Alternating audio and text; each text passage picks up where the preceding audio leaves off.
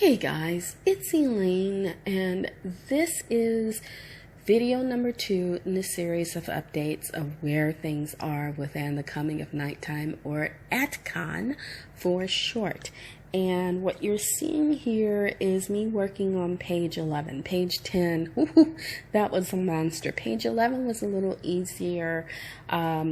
I didn't have to redo any of the artwork. It was okay as it was, and that you won't see it in the video, but one of the things I did do was I actually managed to get the color palette from Painter Essentials 6 and brought it into Clip Studio Paint, which was easy enough for me to do.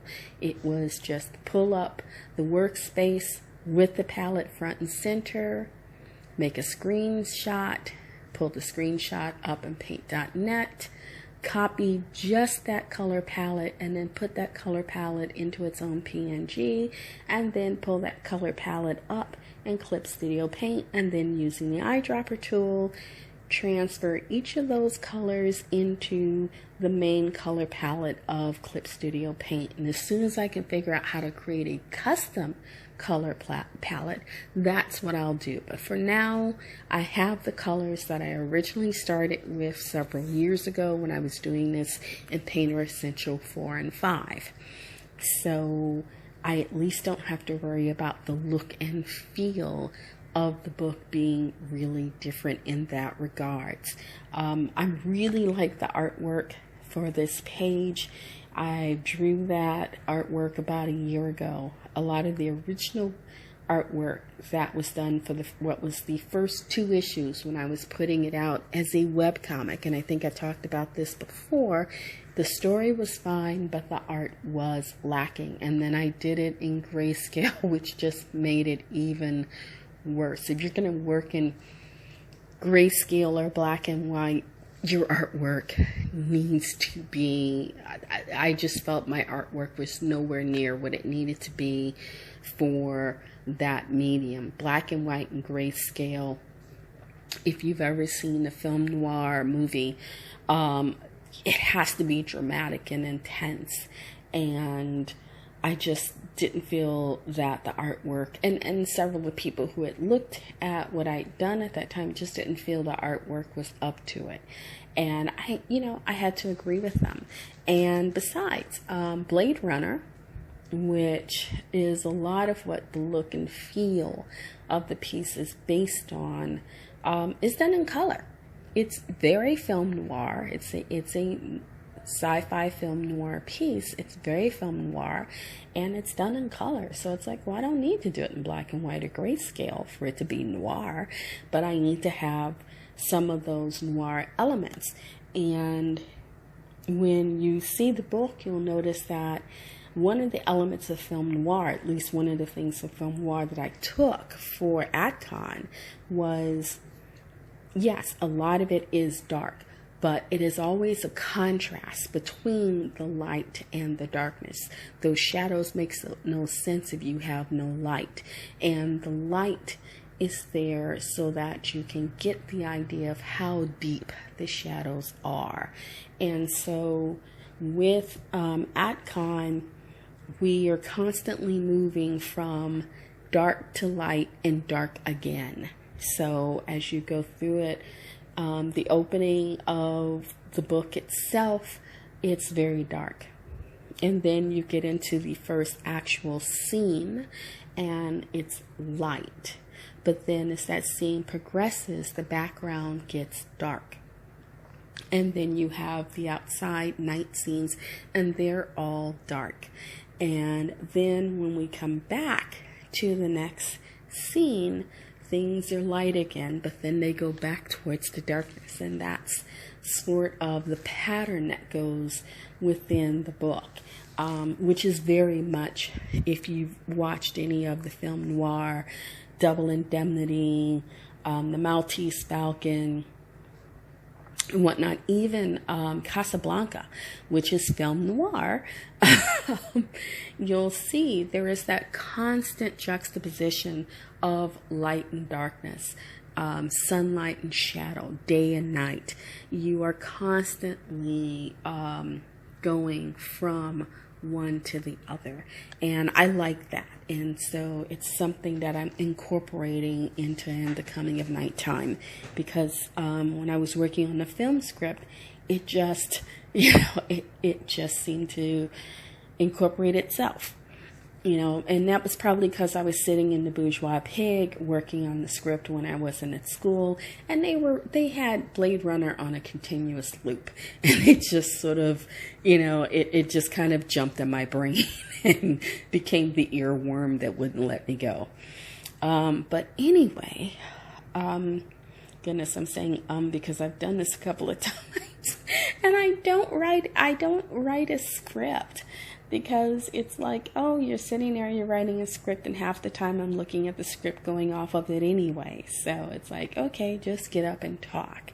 And so with the new colors, I am going back into the color scheme that I had, because like I said, when you're going from light to dark, it is a very set color scheme that I have, and I can talk about that later if somebody is really interested.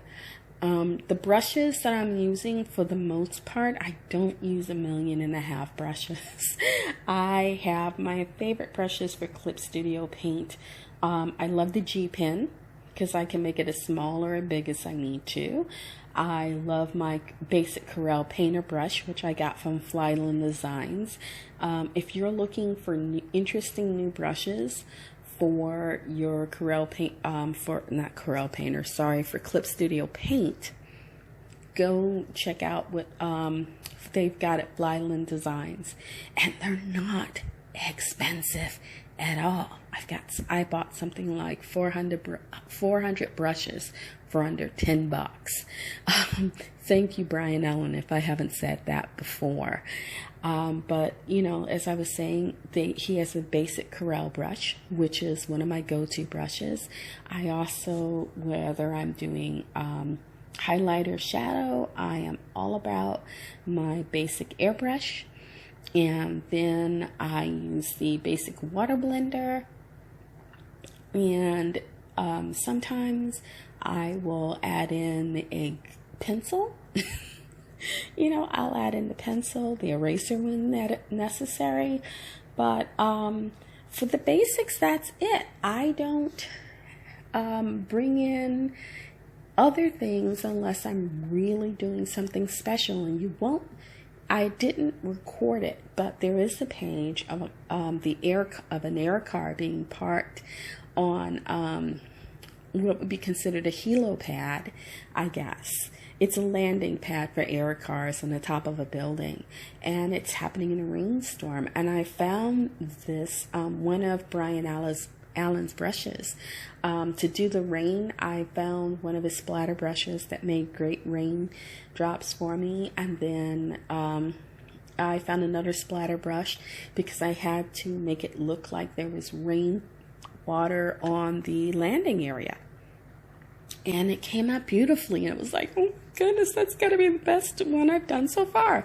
And no, I didn't record it, so I feel really bad. But I recorded this one, and I am going to record the next page that I'm working on. I have got 20 of the 25 pages I set to do in July. I got 22 done, which I'm really happy with. Sometimes we set goals, and we meet those goals, and yay. And then sometimes we set goals and we fall short. And yes, you can beat yourself up about, I set that goal and I didn't meet it. Or you can just say, you know what? Yeah, I wanted to do 25 pages, but I got 22 out of 25 done.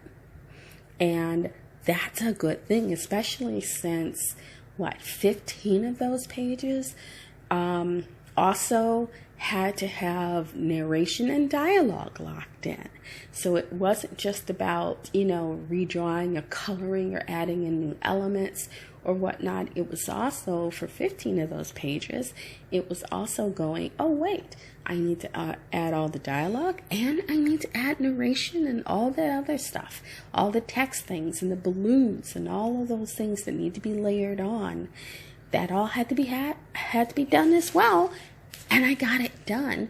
And hello, 22 is better than none. Let's think of it, I think of it that way.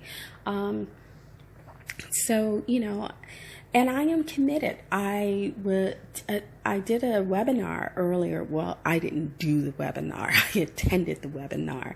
Marie Forleo has a book coming out in September called Everything is Figureoutable.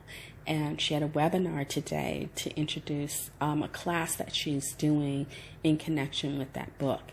And I won't be doing the class because I just won't have the $25 to get the book in time to register for the class. But you know what? I'll get the book either, sometime between October and January, October of this year and January of next year, I will get the book. In the meantime, she gave some great information. And one of the things she was talking about was commitment. If you want to succeed, you have to know what it is that you want. What is it that you want to do? And it's like, do you want a home? Do you want to be earning so much a year tax-free? Do you want to meet somebody? What type of house? You want to have a home? What type of house? Be clear about what it is that you want. And then once you're clear, sit down and write that stuff down. I want to earn X amount of dollars every year after taxes, etc. I want to meet and have a relationship with or marry this type of person. I want my family to have, to feel, to be whatever that is, my health, whatever it is that you want, you have to be able to sit down and speak it into being. And then you have to commit yourself to doing what it is that's going to bring this about. And no, it's not saying, it's not the prosperity gospel of, well, I'll just speak it into being and I'll think good thoughts and it'll just show up on my doorstep. Not going to happen, children. Not going to happen. What it is accepting that you're going to have days where you feel great. You're going to have days when you feel discouraged, but you need to be committed. Every day, you need to get up and say, what can I do today that's going to move me closer to that goal? Can I get up and work on a page? Sometimes work isn't always getting that page done. Sometimes the work is getting work about the work done. So it's like maybe it's notes you need to make. You need to be clearer on who your character is. And that might mean create a dossier for that character. You may need to be clearer on how that situation that the character is in is going to come about. So maybe you need to more clearly outline the book or whatever it is you're working on. So every day commit to, and it's 100% commitment, but it's not like, okay, from the moment I get up to the moment I'm going to bed, I'm working on this. No, it is every day I'm going to get up and I'm going to do something that moves me closer to that goal. Why? Because as I've said it before, and I'll probably say it again, ad infinitum, ad nauseum. Yes, I did Latin. The journey of 1,000 miles begins with a single step. It's from the Tao. I actually have a decal of it that I got from the Dollar Tree that is on the wall in my office above my desk. And whether I'm sitting at my desk or at my drafting table, I look up and I see them and I remind myself it's taking that step. The more steps you take in a day, yes, the quicker you're going to get to where you are. But sometimes you may only be able to take a step. Get up, take that step. And then instead of beating yourself up about, I wanted to take 1,000 steps, screw that. Did you get a step done? You got that step? Fine. Don't beat yourself up about what you coulda, shoulda, woulda done, but work on what you can accomplish today. You want to be a better parent? Can you sit down with your kids for 5 minutes and go, hey, what's really going on with you? You're acting up. What's upsetting you? Who has hurt you? It's that commitment to really getting something done. Not just saying, oh, I should be doing this, but actually doing something. I've seen people on Twitter talk about, what do you do if you're a writer and you can't write? Sit down with the journal and write, hey, I'm having trouble writing today. Why am I having trouble writing today? What's going on with me? Guess what? You're then writing.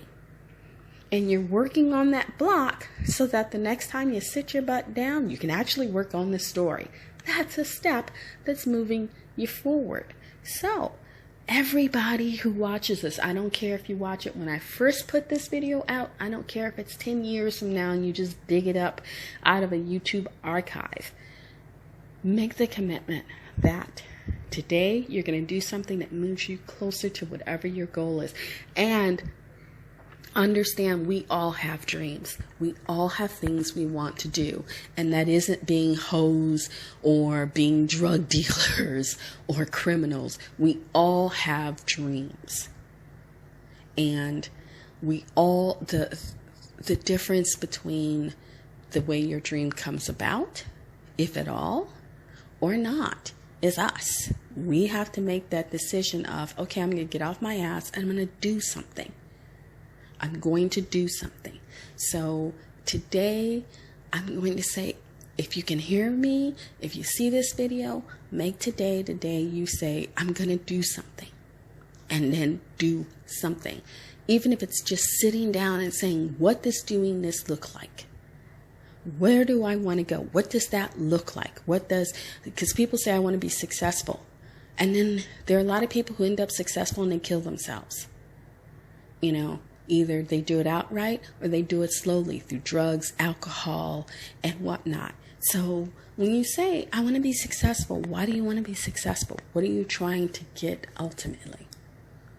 You may be surprised at the answers that you give yourself, that you can then say, well, I don't have to have a lot of money for that. I don't have to be famous for this. So today, make it your step. Okay? Tomorrow, you do the next step. Today, just worry about the first step. Anyway, I've been yakking for almost 18 minutes. I want you to have a good day because I need to make a living. Go to Amazon, buy The Enslaved by Elaine Haygood. It's available on Amazon. You can get it in paperback, ebook, and on Kindle Unlimited. Go get it. Come back, tell me what you think. Go tell Amazon what you think. So hopefully more people will see you telling Amazon what you think and go, oh, really? I want to read that book and tell them what I think too. You know, also, if you want to contact me, leave a comment. I read comments. If you leave a comment, I will read the comment. I will respond to the comment. Or find me on Facebook, Elaine Haygood. Find me on Twitter, LensCapper1. I'm around. Just come look. Anyway, have a good one. Enjoy your life. Be kind to yourself and the people around you. Have a great day. Bye.